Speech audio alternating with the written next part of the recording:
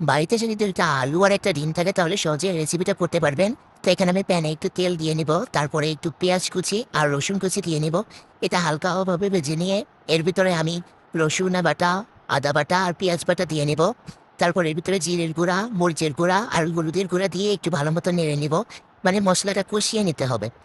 এবার মশলাটা কষানো হয়ে গেলে এর ভিতরে আমি আলুগুলো দিয়ে দিব। আলুগুলা একটু নেড়ে চেড়ে ঢেকে রাখবো।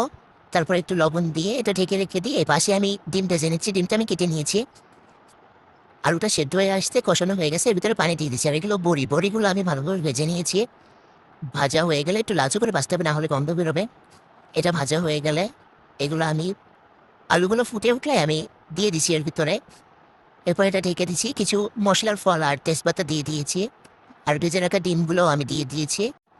তারপর চুলার আগুন একটু মিডিয়ামে রেখে এটা ঢেকে রাখতে হবে।